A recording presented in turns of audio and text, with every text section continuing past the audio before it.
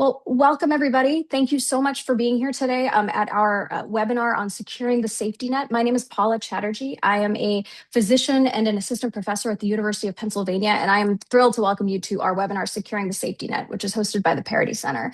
We're so grateful for you all for taking the time, and we're hoping to touch on a wide variety of topics related to the healthcare safety net, its challenges that it's facing today, and hopefully start a conversation on steps moving forward to bolster care for low-income people in the US. So I'm just going to start by level setting briefly about the big picture when it comes to the safety net. I think for me, the reason that I am interested in this area as a health services researcher is that I find that the safety net is where our values tend to meet reality in the healthcare system. It's where we decide often quietly through either policy or payment choices who gets access when our system is under stress. And so for me, that is where my sort of interest in this area of research comes from.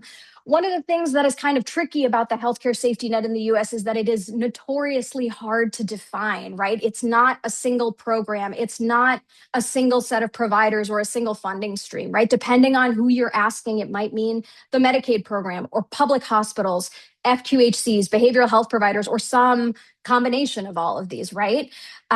Policymakers use the term, researchers, we use the term, advocates use the term, but often we're not quite talking about the same things. And this lack of a shared definition can have real consequences. If we can't identify what constitutes the safety net, it can become a little harder to efficiently target support, resources, design policy, or even measure if our investments are working. And so that challenge, how to define, characterize, and then understand the safety net was a major motivation for why we're here with you today. It's a motivation for our work at the Parity Center that underpins this conversation and also underpins some research that was generously supported by Arnold Ventures, which we'll also talk about today. I think it's probably no surprise to many of you why we're having this conversation today. I think it's because the safety net is under extraordinary pressure. We're at sort of this point of intersection of multiple different forces, whether it is the implementation of the One Big Beautiful Bill, persistent workforce shortages, rising healthcare costs, and widening health disparities that, yes, were laid bare by the pandemic, but honestly were in the works for decades before. And I think all of this is happening when our expectations of the safety net keep growing, right? We're asking it to deliver more access, more equity, more integration, more accountability, but we're asking that in the context of fewer resources and a smaller margin of error. So that is our level set for today's webinar. Our goal today for you is hopefully not to just diagnose these problems that a lot of us are familiar with, but hopefully to move towards some solutions that are practical, scalable, and grounded in real world experience. So the way today is going to flow is that I am going to introduce our wonderful, incredible speakers. I'm going to talk a little bit about some research that is related to the healthcare safety net and supported by Arnold Ventures to motivate the conversation today, and then we're going to get into it, all right? So with that, I want to introduce our three speakers today. First, we have Dr. Christopher Chen.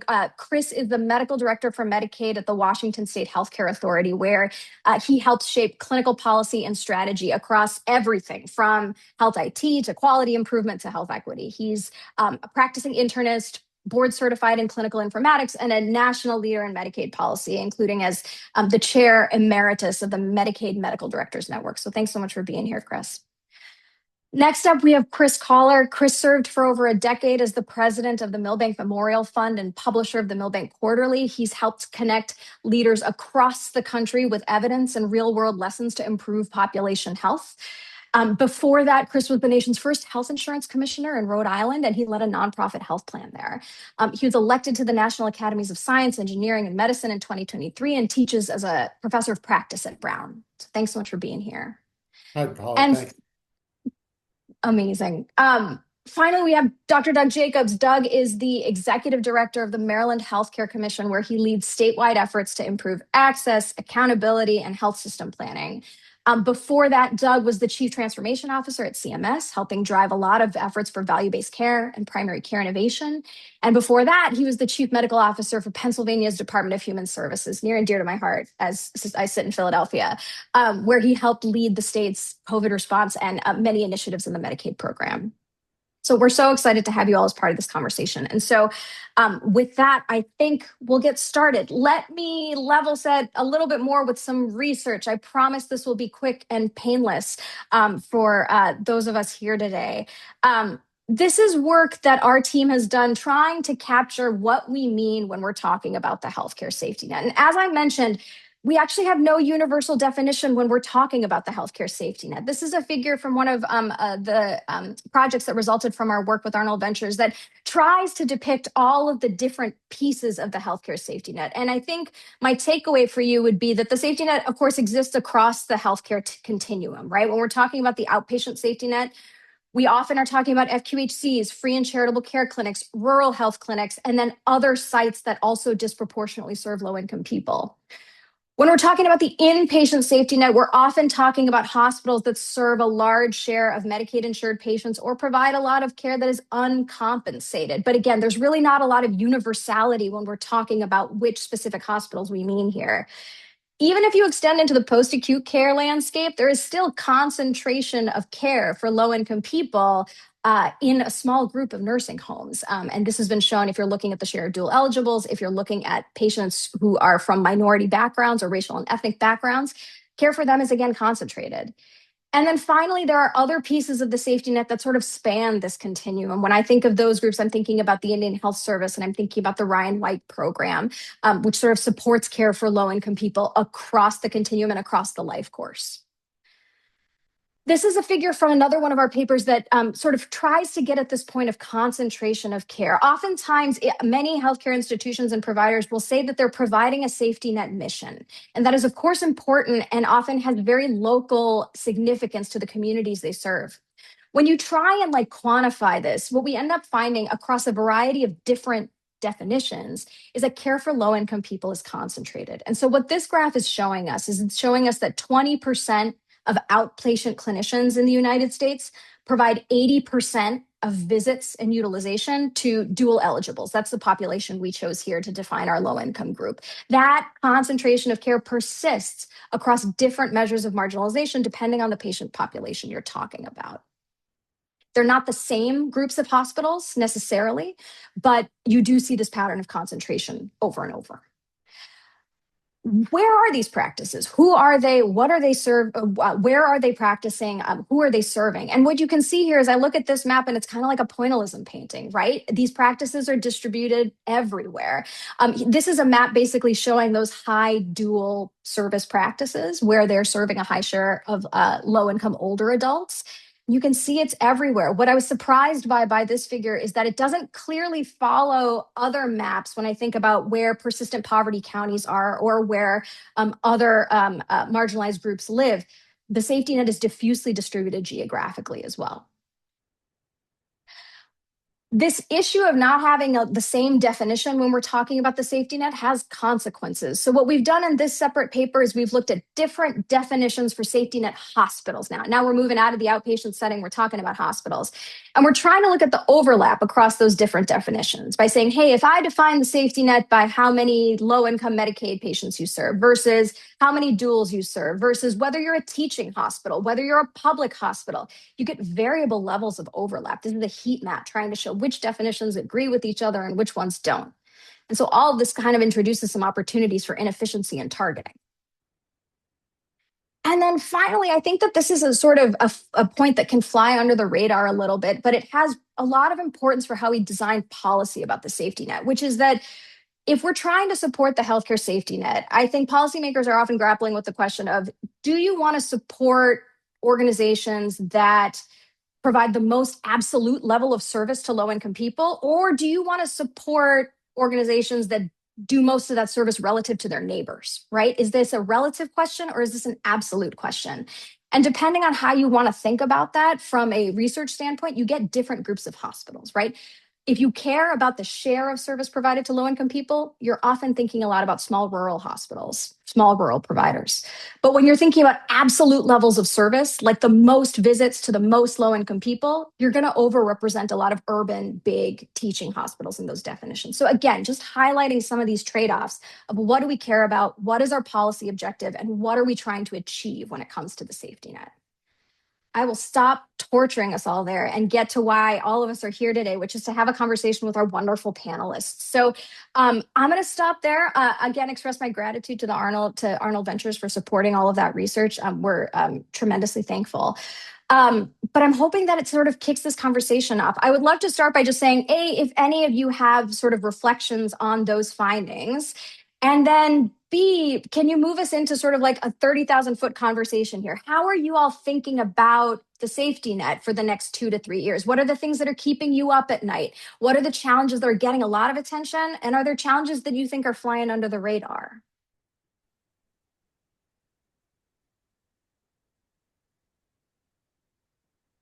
Great. Well, Paul, I'm happy to kick things off a little bit. I really appreciated the insights that you identified there, especially kind of finding the high concentration of providers serving the majority of patients. And we've seen this time and time again in the Medicaid space more broadly. And there's also been additional literature on ghost networks and how the majority of clients are seen by a concentration of providers in our managed care networks as well. And I think that really speaks to a number of different things. On the one hand, it reflects a kind of a specialization in serving an underserved population. We know that comorbidities like behavioral health, mental health issues, and substance use, and other issues as they pertain to social determinants of health, people can build skills and in addressing these with their clients. And so, in some sense, it can be beneficial, but in another sense, it really does reflect kind of the rate disparities that people experience between Medicaid, Medicare, commercial populations, and kind of the selection that goes on. So it's really appreciate you highlighting that and just kind of underscores the importance of expanding access. And I think the only other thing that I'll add, which I really appreciate the point that you made around the pressure facing the safety net and it coming from all different directions, especially in this moment right now. I think we're just seeing multiple crises converging on the underserved population. As HR1 has cut enrollment and reimbursement for the Medicaid population, compounded by the fact that we're having a primary care workforce crisis, detrimental cuts to our public health systems, and reduced resources for our social services, as well as our behavioral health system, and a lot of uncertainty, as we saw just from the SAMHSA grant. The temporary, threat of cuts that happened a couple of weeks ago. And I think, it's important to remember that the vulnerable among us really operate in this ecosystem of, different public benefits and services between primary care and Medicaid and behavioral health and social services and public health. And when you kind of have these kinds of attacks on all of them at once, it really puts layers that pressure on. Doug, were you going to go? Go ahead. Sure, I'll go. So yeah, I think that I agree with everything Dr. Chen said, and just to maybe react to some of the varying definitions, I came to appreciate when I was at Medicare that a lot of these definitions served a very specific purpose when they were passed in a bill for like a specific legislator that was trying to do a specific thing, but they weren't necessarily thinking about how dish payments and rural soul community hospitals and rural emergency hospitals and FQHCs and RHCs and all of these ecosystems about how we define all of these different aspects, how they overlap or don't or serve specific needs. And so I think that it just shows the importance of the research that we're doing and who we need to target and how we need to target them. And in terms of the follow-up of what's keeping me up, something very similar to what Dr. Chen just mentioned. I think that just the fact that so many people are expected to lose access to care is just really heart-wrenching. I think that some of the research that is just most troubling when I think about this is just the very fact that when folks do not have access to Medicaid compared to when they do, they're higher likelihood chance of dying. And when you compound that over the amount of people that are just going to lose access to care across the country, that's really horrible. And I think especially when it comes to legally permanent residents, they are not only going to lose access to Medicaid, but also they can't get access on the exchange to tax credits to purchase their insurance. And so they're almost kind of left with like no options to have affordable care in the country, which is especially troubling. And so those are some areas that are especially hard, just thinking about it from the people that are expected to lose access. Thanks, Doug. And Paul, I would just add up one to, I think this sort of research and just the discipline of saying what is a safety net provider? What do we mean by that? Because it is a much used and abused term, depending on how the political circumstance, the winds are blowing at a particular time. So I'm not surprised that you see enormous variation depending on the definition that you use. And I think just the effort of laying out, these are all the options and trying to come to develop more of a consensus around it. I want to underscore what Chris Chen said about first, the notion of a safety net is that it holds someone if they fall. What constitutes falling? Well, in healthcare, you don't have insurance.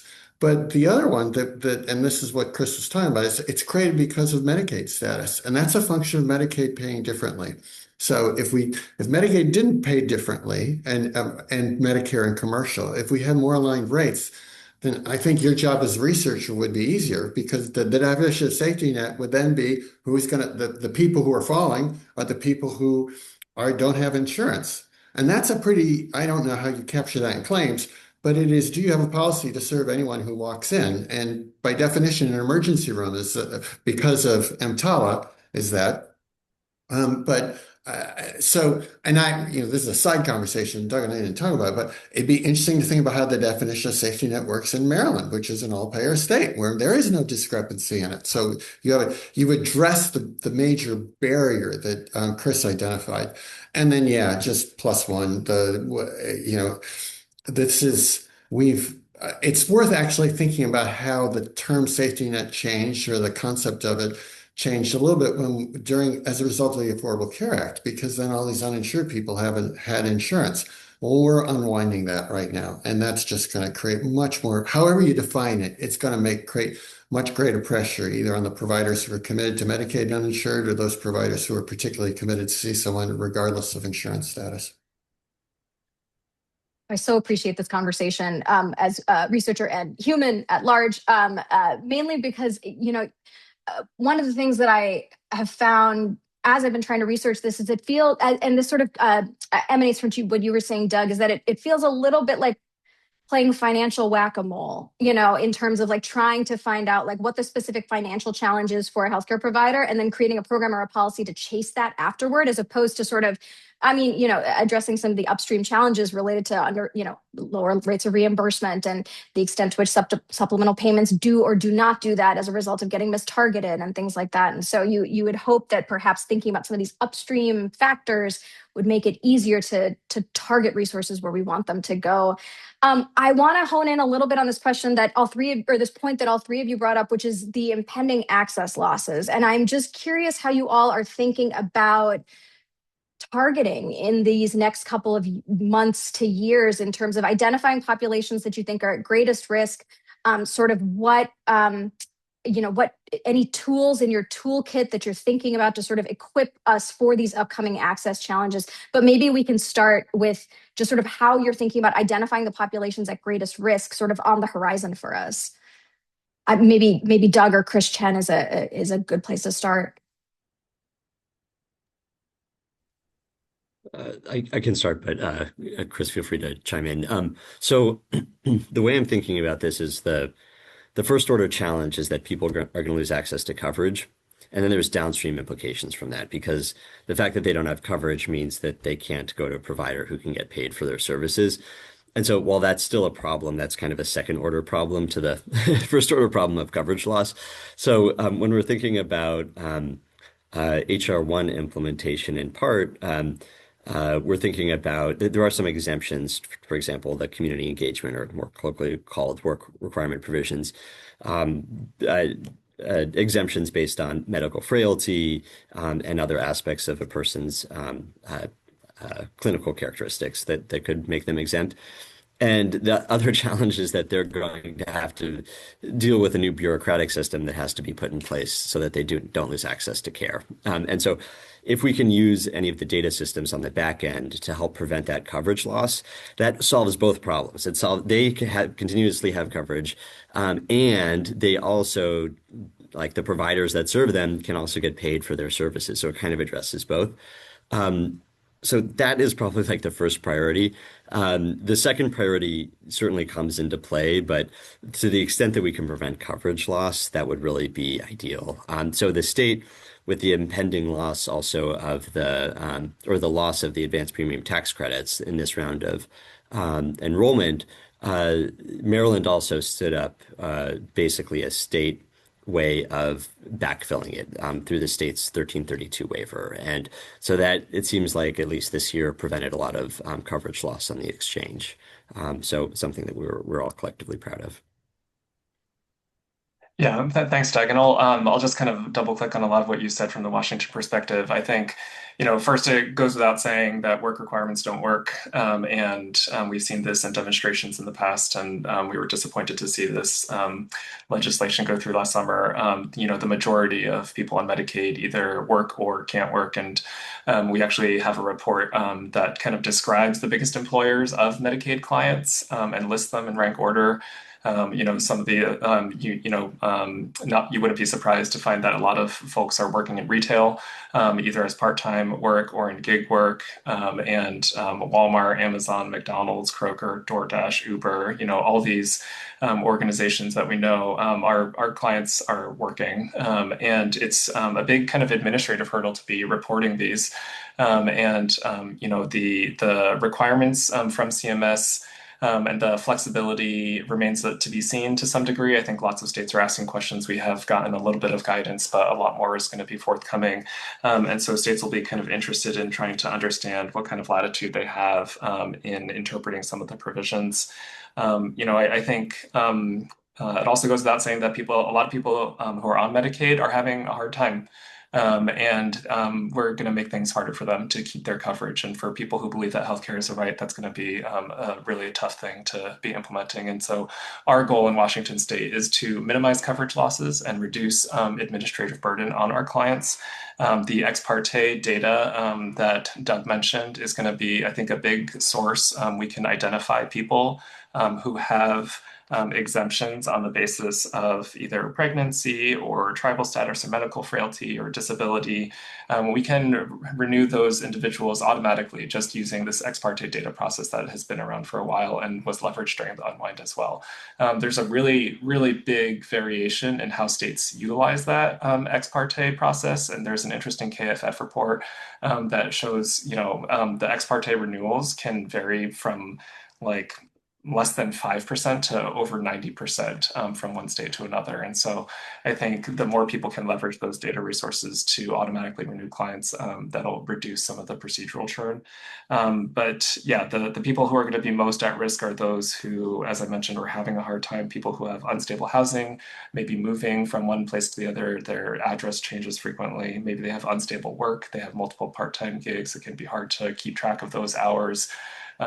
Or those who have limited English or literacy proficiency, those with limited digital access. And so I think it's going to be tough for folks, and it's going to be really important to do dedicated outreach to keep folks covered. Paul, I would just sort of underscore what was a couple things that were implicit both in your question and the answers. In your question, it's the focus on the people, not on the providers. And we often, even the title is about safety net providers. We have a provider-driven policymaking system.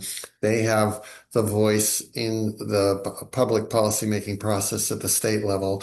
And often safety net discussions are about revenue replacement. I lost it here. How can I get it back? And so I appreciate your question, that it focuses on the people who are actually receiving care, which is why the providers exist. And then just implicit in what both Doug and Chris said is the the latitude that states have in terms of how they administer some of these requirements. And there's, yes, things to be negotiated with the feds, as Chris is talking about, and he pointed to the unwinding, and that's a perfect example. States, and it's a lot of similar exercises. Are we going to set, what's our goal? Are we going to set up our administrative processes to keep people off and save money? Or are we going to set up our administrative processes to keep people covered? And that's important to keep one's eyes on as you think about the state policy decisions and implementation options. I love this point about, I find myself trying to think about the literature from the unwinding and sort of what have we learned, what worked, what didn't, what were the different responses from states, and are there lessons to glean? And perhaps I can just comment briefly on the Pennsylvania story. Doug, you can probably comment more on this. But I heard a factoid that for every individual, Pennsylvania actually did pretty well in terms of retaining folks on their Medicaid during the unwinding. But it was quite a resource intensive effort. And I think I heard a statistic about, like, for every individual who was retained in coverage, there were 15 touch points for that person, right? Like they had to have 15 points of someone saying, hey, about this paperwork, here's a community group that you're a member of, and we're going to talk about health insurance and coverage and whatnot. And that's like a Herculean ask to do sort of on a national level. And again, so shortly after the unwinding. And we have fewer federal resources at this time than we did during the unwinding to support some of those efforts. So I'm just sort of curious how the three of you are thinking about lessons to learn that are applicable from the unwinding in this context, or maybe is this a totally different beast and we just need to think about it differently? Yeah, I'll just say for Washington, I think there certainly were lessons to be learned. We did a lot of collaboration. For us here in Washington, our exchange is run through a separate agency, but even despite that, the majority of our Medicaid applications that actually do come through the exchange and the health plan finder. And so I think there was a lot of coordination that was going on between the Medicaid program and the exchange in terms of data and trying to get people a soft landing and have single eligibility determinations that would kind of guide you towards coverage of one or the other. I think during our unwind, there was also a lot of outreach from managed care, and in this instance, our incentives are certainly aligned with the MCOs wanting to keep people covered and enrolled in their programs as much as possible. And so there was lots of outreach on their part in terms of keeping information updated and reminding people about their renewal status. A lot of times people don't necessarily even know when they're up for renewal. I certainly can't keep track of when all three of my car tabs are up for renewal. And so I think, that can be helpful to have those kinds of reminders. And also really deep partnership with community and navigators to do outreach to certain populations and identify those trusted messengers that are so important. So I think the circumstances are a little bit different. CMS just issued guidance on the role, or I think is anticipated to issue guidance on the role that managed care organizations can play as part of this. And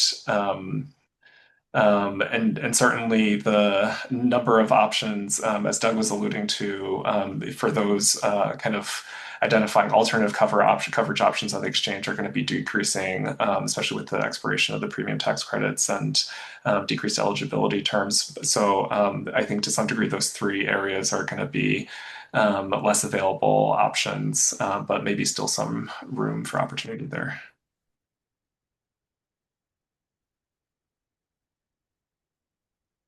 Go ahead, Doug or Chris K. Any thoughts? I don't have too much more intelligent to say here beyond that. I was at Medicare when the unwinding was going on, and everyone on the Medicaid side, it was taking all their time. So I just let them all work on it. But yeah, it was very intense for everybody involved. I know. Yeah, likewise, I don't have the scars from the unwinding process that Chris does, so I'm going to defer to the expert. Appreciated.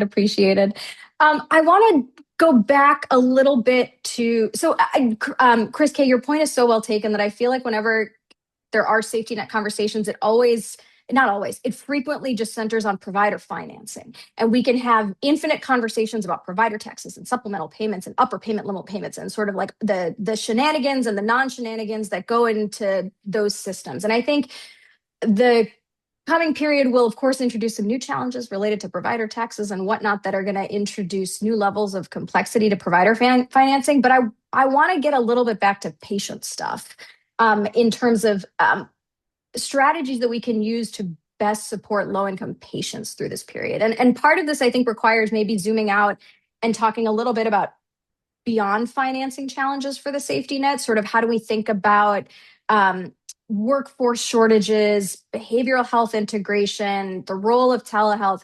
I'm curious how all of you might be thinking about some of these other aspects of safety net healthcare that I think are equally, if not more important in this area of financial strain and difficulty, and sort of how you are holding those resources and values like still at the forefront while knowing that there's this financial instability in the background.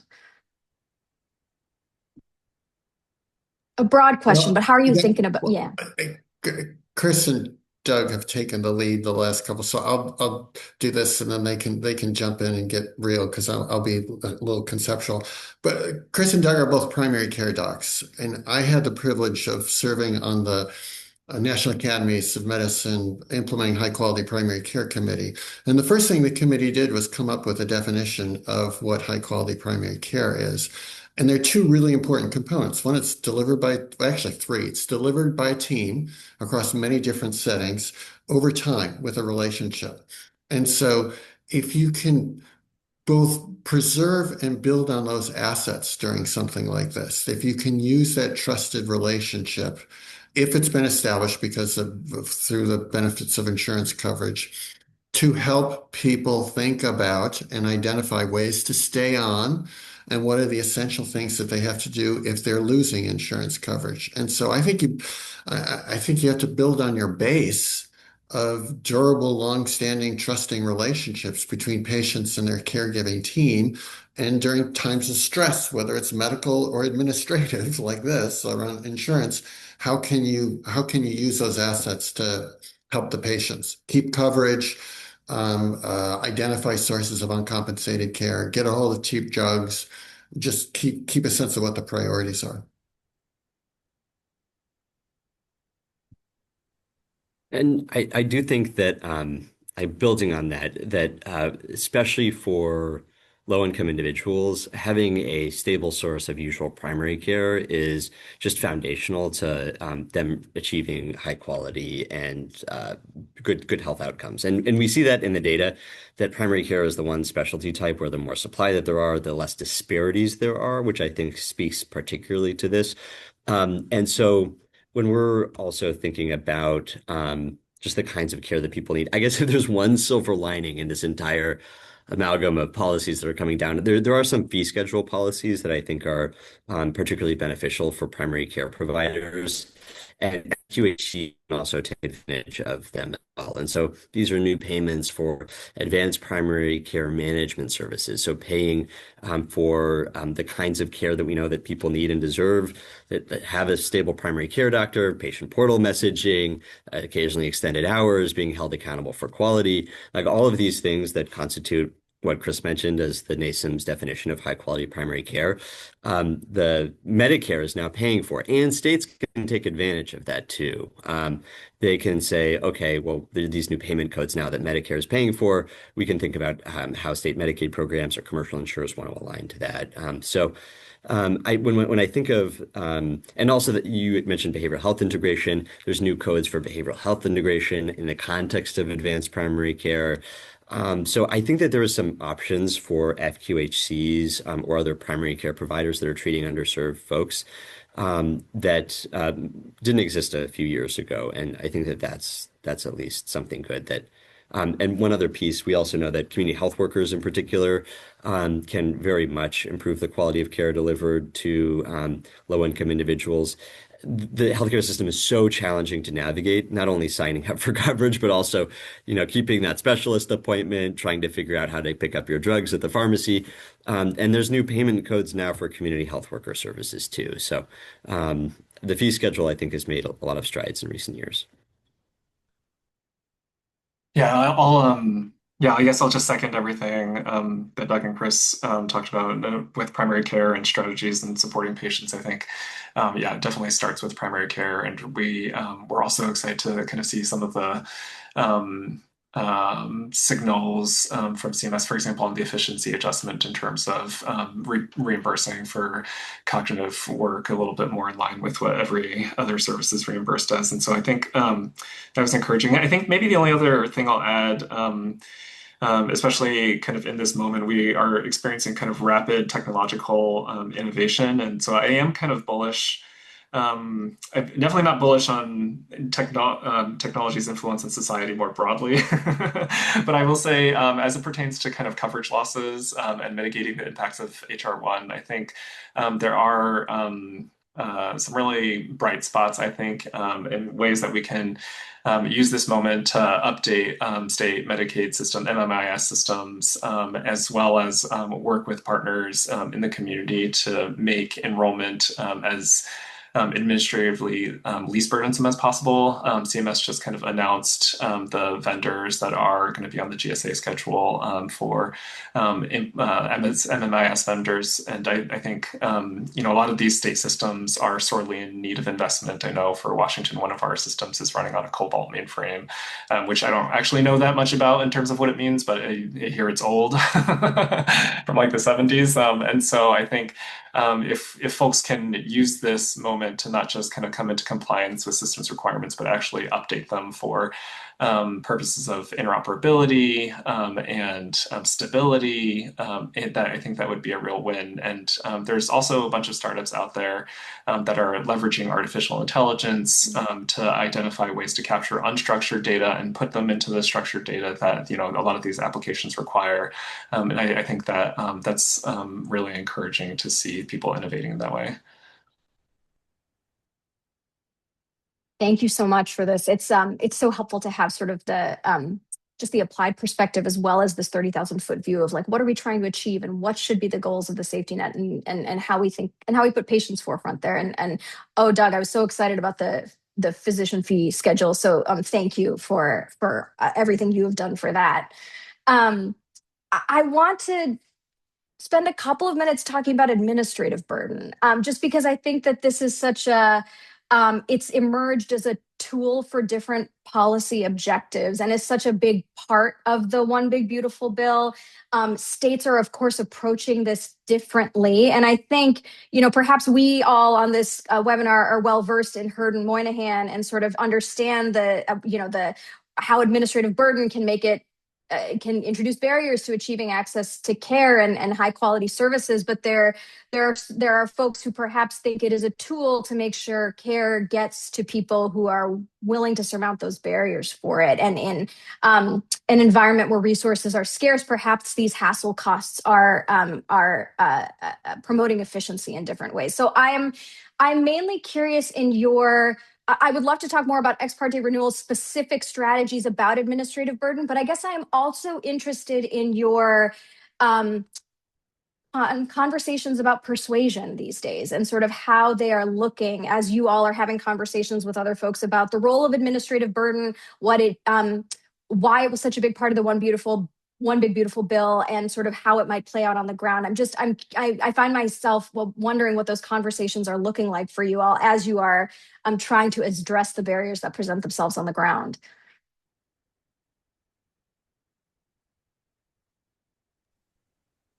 Um, I think so. Administrative burden. You know, hopefully I'm answering your question, Paula.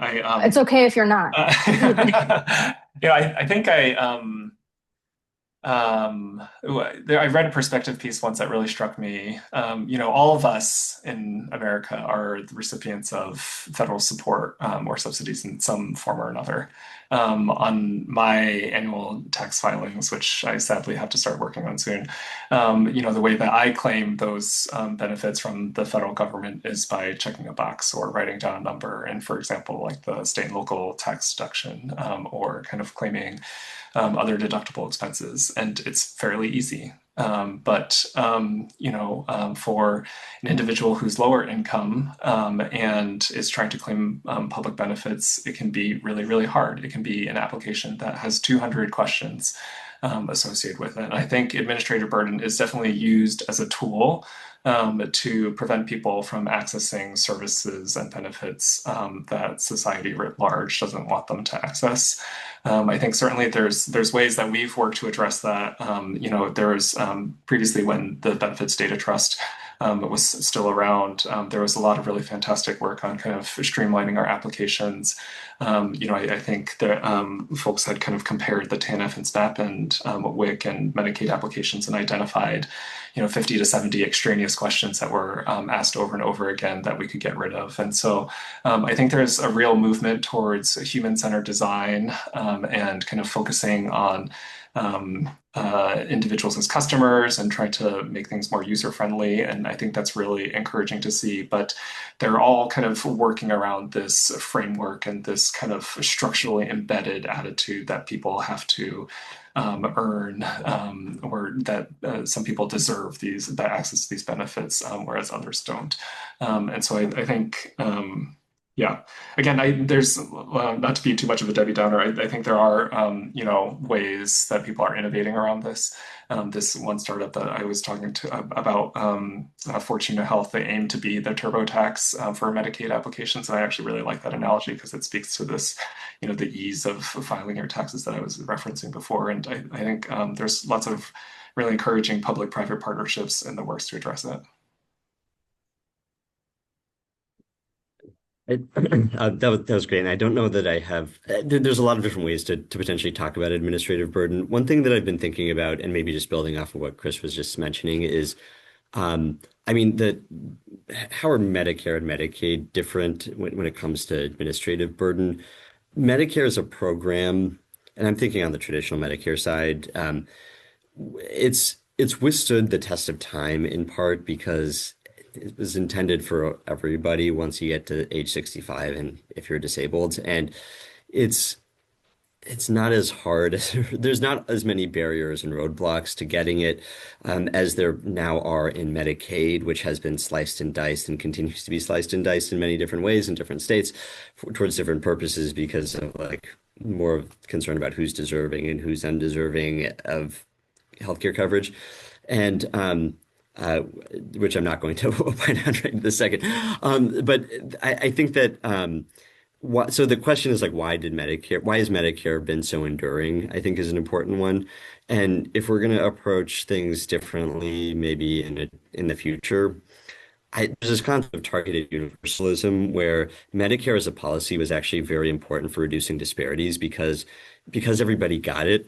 Everybody felt like it was just something that they got as a result of being an American. And I think that as a result, it has a wide-ranging constituency that would raise a lot of ruckus if things were to get cut in significant ways.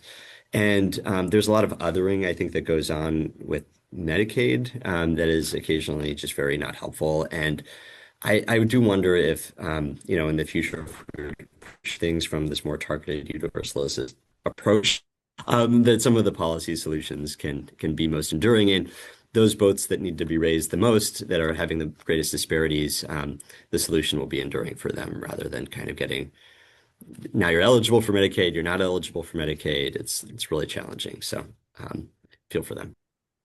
And I would just, our conversation on administrative burden has focused on patients and enrollees. Paul, I wasn't sure if we could also talk about administrative burden on clinicians and on providers. So maybe that'll be another question. But I think that Doug's absolutely right. The federalist structure of Medicaid that depends on 50 states and a partnership is a breeding ground for diversity and then of administrative practices and therefore for administrative burdens. And also given that lack of consensus around the purpose of Medicaid and the targeted universalism that Doug is talking about, and because of different capacities within states just don't have the capacity to invest in these sorts of structures to reduce the burdens. And so that's been, and I say this as a Medicaid MCO guy, that's been the creep of Medicaid MCOs, is we've outsourced not the eligibility determination, but almost everything else, certainly the benefits adjudication, to MCOs because it can look like we're keeping state government small. I think that's come at a cost because it It means that we're dealing with eligibility systems built on 70s technology, like what Chris is talking about.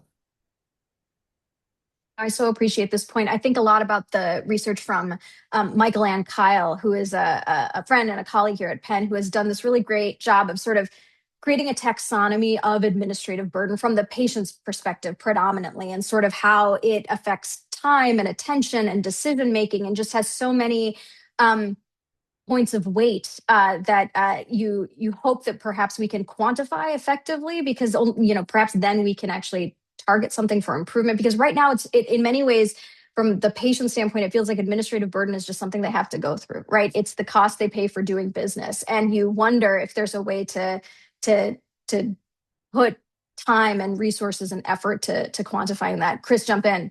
I was just thinking it just occurred to me.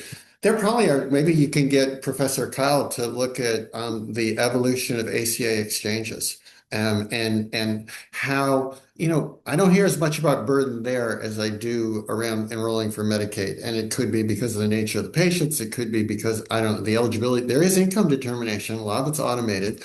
Boy, there was a lot of drama at the start of that. We were just asked Secretary Sebelius about, how many, like, what it was like to go through that. And I was part of a team that was doing this design in Rhode Island. And of course, our eyes were bigger than our stomach, and we were doing it with free federal money. So we way overbuilt, but we worked through those sorts of things. And so I just, there are lessons to be learned from the implementation of the ACA exchanges and how that's evolved over time that could be applied to Medicaid.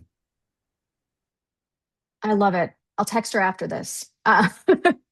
I'm just keeping an eye on the clock, and I just want to let our participants know you can feel free to put in any questions you'd like in the chat. We'd love to dedicate a portion of this to your thoughts, feedback, questions, and any points that we can continue to expound upon. But as we are in our home stretch, I'm hoping that we can sort of look forward, and we've already done this a little bit during our conversation today, whether it's ex parte renewals or the TurboTax for enrolling in Medicaid, or what are sort of innovative, novel strategies moving ahead here. But I guess I am curious, sort of what you all have seen on the ground that makes you excited. What are promising models for addressing some of the access challenges coming down the pike?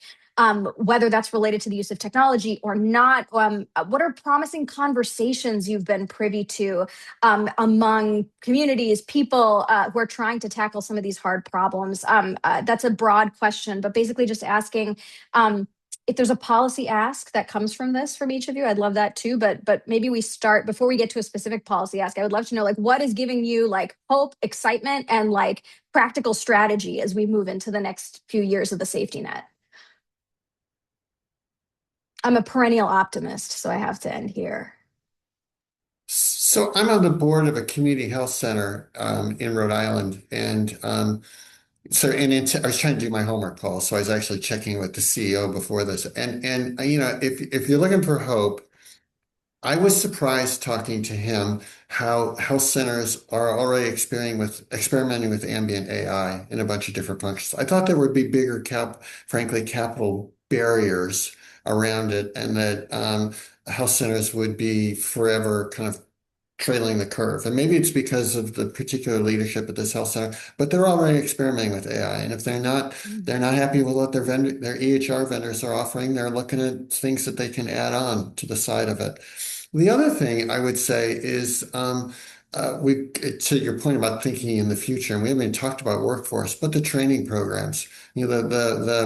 If it passes, the appropriations that is being considered in Congress has expanded and longer funding for teaching health center GMEs. There's buckets of data that clinicians who get trained in community settings do better primary care. They stay. It makes no sense that we train people for primary care in inpatient settings. So these community-based residency programs, Doug was talking about community health workers before, all these efforts to build up the team in the community setting, nurse practitioner fellowships, the expanding role of nurse practitioners. I think that is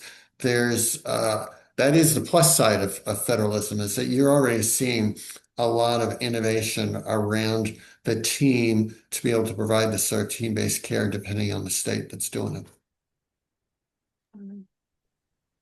I think there's maybe a few areas to. I already mentioned that the fee schedule. I think there's lots of promise there. So I won't go into that more. But I think that increasingly, as folks are learning more about the social determinants of health, there's a lot of pilot programs and models that are occurring maybe at a more local level, state-based level, are really seeking to pay for more social services. And when you look at, I think, the US spend on medical care, it's like through the roof. When you look at our spend on social services, it's way below other OECD countries. When you combine them, they're actually we're kind of right in right along the middle. So I think that uh, in a lot of sense, efforts to spend money on social determinants of health by health systems or practices is kind of trying to right size some of this. And lo and behold, it actually leads to better health outcomes in the end. And the accountable health communities model that really showed some promising results. Some of the effects of that navigation by community health workers as part of that model too. And as Chris was just mentioning, the connection to community-based organizations that are providing these services for decades just but haven't been supported adequately. I think that the pieces are there to know like how we as society can kind of improve health outcomes, reduce disparities. And I mean, it might not happen immediately, particularly with a lot of the headwinds that we've been talking about, but I think overall, we know that we spend too much money on healthcare. And so maybe like if we take a step back, some of that money could be better spent not in healthcare, which I say as a healthcare provider, and some people might not agree with. But the other pieces that I think is promising is this is a real opportunity to look at what we can do for our rural communities. There is a lot of funding in HR 1. It doesn't completely get rid of all of the negative things that we've talked about, and a lot of practices will certainly be hurting, and access will be hurting in rural areas. But there's a lot of opportunity to figure out what works. There's going to be a lot of grants that go out across all 50 states looking at what can work in rural communities. And so I think it's a big opportunity to study that, to see what works, and so that we can collectively learn from it going forward too. Yeah, no, thanks for ending with this question, Paul. I think I'm really grateful that you're a perennial optimist, because we need it right now. And Very trying. yeah, I've definitely been conditioned out of asking people, "How are you?" Because every time I get the answer, I don't know, people get very, very reflective as whenever you ask that. I mean, I think if I were going to look for some of the bright spots and the silver linings, I think a lot of what Doug and Chris shared. I think certainly the opportunity to kind of think creatively about transforming care in rural areas is great. We talked a lot about technology today. I think there's been a lot of continued momentum in that area on both the national and the state level. Lots of public-private partnerships, continued work on interoperability and making information exchange easier. I think other kind of shared areas of priority, primary care, nutrition, even some social determinants of health, even if they're not called that. I think there's opportunity to keep moving on that. I think other things that give me hope, things could have been worse as it pertains to HR 1. I think a lot of people pulled together to talk about the importance of Medicaid, and I think that has been really exciting. And a lot of people are relying on each other right now in that ecosystem that we talked about, whether it be public health or Medicaid or behavioral health. And I think just kind of people pulling together is really encouraging. And I think, I don't know, if I could just be so bold as to say, a lot of people are kind of realizing that, I think, we've been in this space of incremental progress for a long time in healthcare. And people are kind of waking up to the fact that we don't always have to make incremental steps, and you can kind of blow up the system sometimes. And a lot of people aren't very happy with how things are getting blown up right now. But maybe we could kind of take some of those lessons and blow it up in a different way for better. And I think lots of people are thinking about that more broadly and strategizing for the future. So that gives me a little bit of hope too. Love this. My college thesis advisor was Bill Kissick, who was one of the original architects of Medicare, and I remember getting sort of my first lesson in incrementalism, because he told me all these stories about how they had even grander visions for Medicare when they had first started it, sort of to not have sort of this ancillary program for Medicaid to include coverage more broadly. And for him, Medicare was an exercise in incrementalism. And in my mind, I'm like, oh my goodness, that feels massive. And anyway, it's a good reminder for me to sometimes try and see the forest for the trees, even though as a researcher, my goodness, I'm good at looking at bark. I'd love to sort of end our conversation with an ask of each of you, which is sort of, is there, it can be hard to know what the feasible levers to push are in federal policy, especially right now. You all have tremendous influence at the state level, and it's been so exciting to see how states are responding to these moments and the creativity therein. But I'm curious, sort of, if we can take a long-term view at the safety net. This webinar is called Securing the Safety Net. And if you could take a long view of the healthcare safety net, its challenges therein, and you could make one policy ask, federal or state, and I'm going to take Medicaid reimbursement off the table because we've already talked about it, and say, wouldn't it be great if we could get Medicaid to reimburse at the same rate? Taking that one off the table, because I agree, and that would be great. But if I could push you to say, like, if you had a policy ask, if you had a pie in the sky ask that was not bounded by environment or politics or whatnot, to secure the safety net, what would it be? It can be practical, it can be conceptual, it can be theoretical. This is our exercise to think big and not look at bark.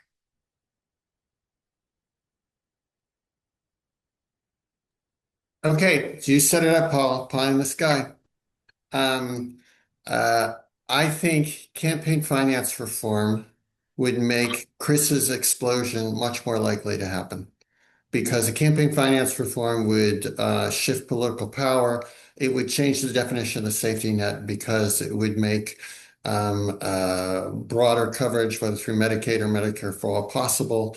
That we would still need a safety net because there would be people who are uninsured or for whatever reason, but it would drastically change. And we were actually getting there. The concept of the safety net had changed a lot as a result of the ACA expansion. And I really thought that it was when that the play was to get everybody in the boat and then figure out what we could afford. And we were getting there, but when the push came to shove, we kicked people out of the boat with HR 1. And I think if we'd had less